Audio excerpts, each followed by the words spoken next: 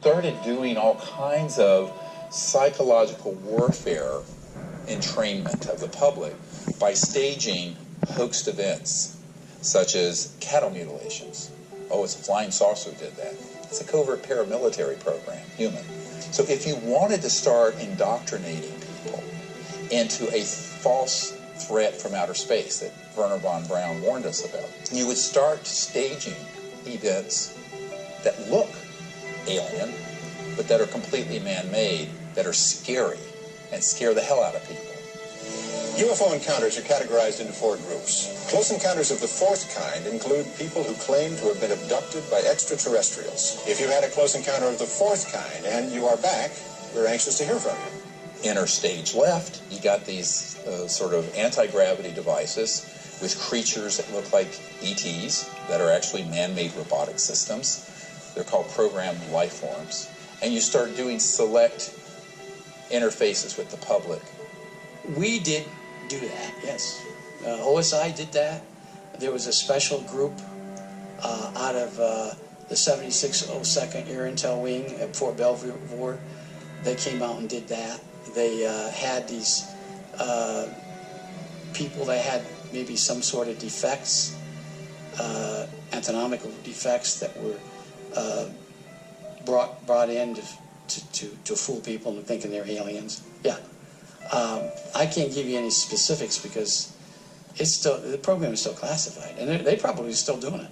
I wouldn't doubt it. They were still doing it. So they've already got this psychological warfare already embedded into the minds of people to expect an extraterrestrial, not a secret aircraft, but an alien craft. So when they do pull this, they'll already have everything ready to roll.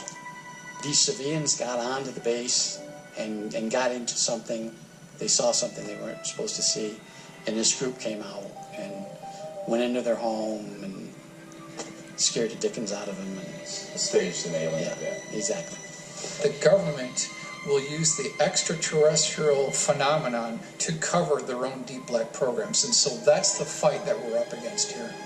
And then it makes it out through the movie industry and the UFO lore and the internet and what have you, and it starts creating the specter of a threat.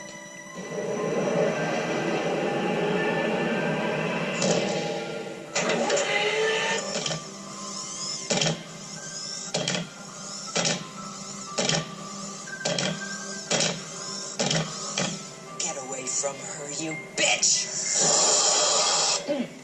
Pardon me, are you from Mars? It's the moon.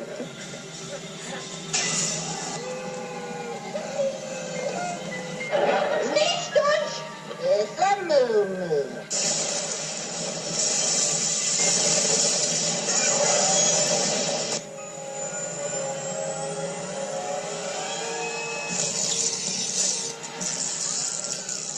The fact that you and I are still breathing the free air of Earth is abundant testimony to their restraint and non-hostility.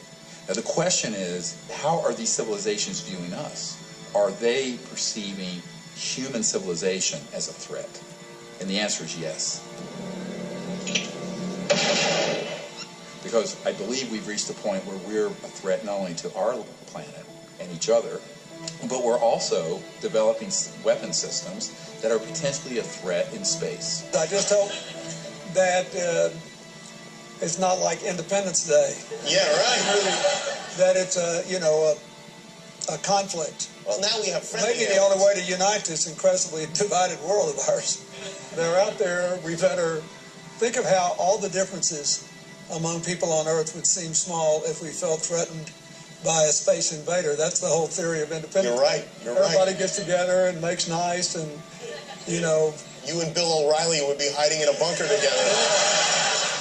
The most dangerous thing going on the planet today isn't ISIS. It's not Iraq. It's not Russia. It's not China.